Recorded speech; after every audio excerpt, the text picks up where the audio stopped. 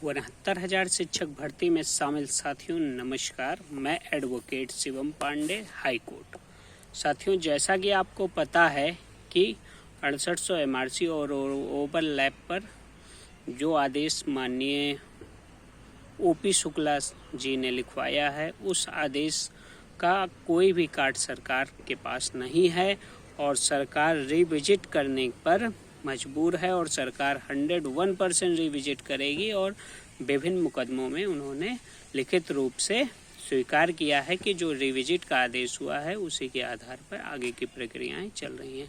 Revisit करने पर किसके मेरिट पर कितना प्रभाव पड़ेगा, एमआरसी को कितनी सीटें मिलती हैं, जनरल पर को कितनी सीटें मिलती हैं, या जो एससी एसटी कैंडिडेट हैं जिनका एक नंबर कम हो गया था और वह एक नंबर की याचिका में जुड़कर एक नंबर जुड़वा चुके हैं, उनका क्या लाभ होता है। शिक्षा मित्र के ऐसे अभ्यर्थी जो 96 और 89 पर रुक गए थे, उनका क्या लाभ होगा। ये सभी बातें आपको जल्द ही वीडियो के माध्यम से बताई जाएंगी। अगला सेशन लाइव का होगा और लाइव में मैं सारी चीज़ों को क्लियर करूँगा।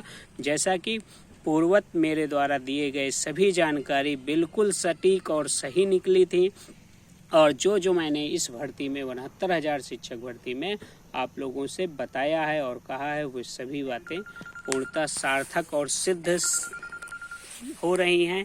और इन भर्तियों में आपने देखा होगा कि विधिक रूप से जितनी मेरी जानकारी है उस आधार पर मेरे द्वारा की गई सभी जानकारी, दी गई सभी जानकारी सत्य है। आगे भी मैं मेरिट संबंधित सभी जानकारियों को आप लोगों को बताऊंगा। उसके पहले आप लोगों से सिर्फ और सिर्फ इतना रिक्वेस्ट है कि चैनल को सब्सक्राइब कर लें, लाइक कर लें और शेयर कर दें, जिससे चैनल को विभिन्न अभ्यर्थियों तक पहुंचाया जा सके और जो सही चीज़ें हैं उन पर ध्यान आकर्षित किया जा सके।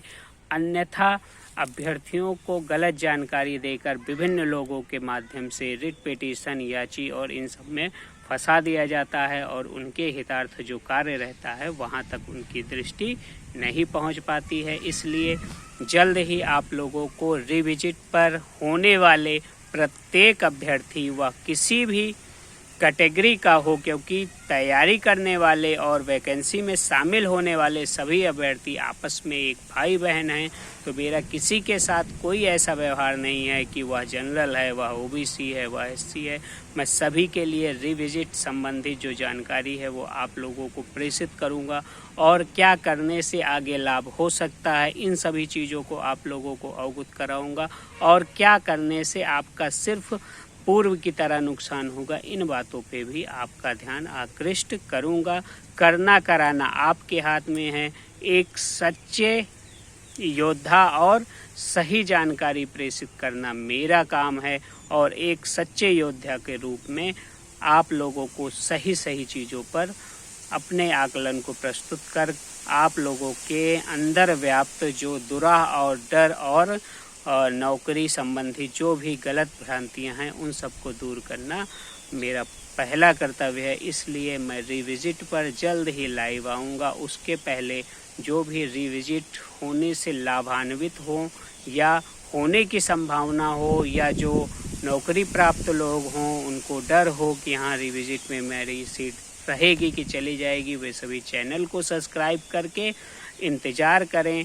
अगले सप्ताह मैं पहले से ही एक पोस्ट के माध्यम से यूट्यूब पर आप लोगों को बता दूंगा कि हाँ लाइव सेशन कब और कितने बजे स्टार्ट होगा। उस समय सभी साथियों से हम्बल रिक्वेस्ट है कि वे सभी ज़रूर जुड़ें चैनल पे और अपने लिए जो सही चीज़ें हैं उनका अवलोकन करें, उनके विषय में जानकारी प्राप्त करें, उसके आधार पर आगे बढ़ें। और जितने भी केस माननीय उच्च न्यायालय लखनऊ बेंच में, डबल बेंच में 6800 एमआरसी और ओवरलैप के लिए जा रहे हैं, उनसे संबंधित भी जानकारी दी जाएगी। क्योंकि प्रथम लक्ष्य हम लोगों का है कि हमें नौकरी किस प्रकार मिलेगी और क्या करने से बेसिक शिक्षा परिषद में एक मास्टर के रूप में हम लोग तैनात हो पाएंगे। इसी कर्तव्य के साथ आगे की जानकारी दूंगा और आप लोगों को टेट और एटीआरई पर और एमआरसी और 6800 पे जो एसएलपी दाखिल होगी उसके विषय में समझाऊंगा और कहां से कितना लाभ होने की संभावना है और क्या करने से आगे चलकर हमें सरकार द्वारा शोषित नहीं किया जाएगा, हमें कहीं ना कहीं सरकार द्वारा एक्सेप्ट कर लिया जाएगा।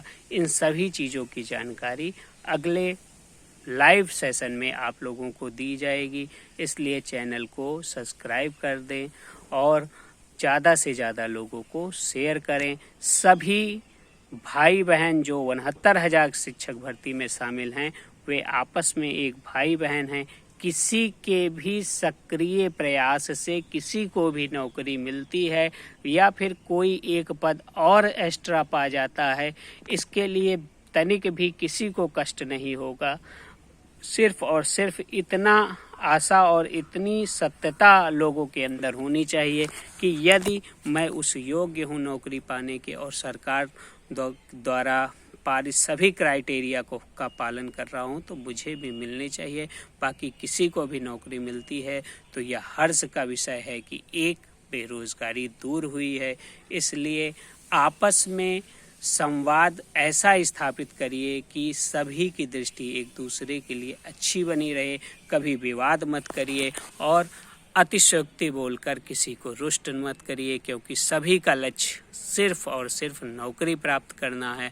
साथियों, अब आप लोगों को इस वीडियो के माध्यम से सिर्फ और सिर्फ एक ही रिक्वेस्ट है कि चैनल को सब्सक्राइब कर लें और आने वाले समय में लाइव सेशन को ज़रूर देखें, जिससे आपके अंदर व्याप्त भ्रांतियाँ या लोगों के द्वारा समझाई गई गलत तथ्यों की जानकारियों का खंडन होगा और सही दिशा में प्रयास करने के लिए आपको ऊर्जा, बल और स्वविवेक मिलेगा।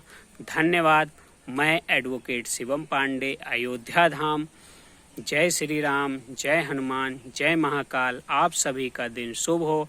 आने वाले समय में आप सभी को बेसिक शिक्षा परिषद में सहायक अध्यापक के रूप में नियुक्ति प्राप्त हो।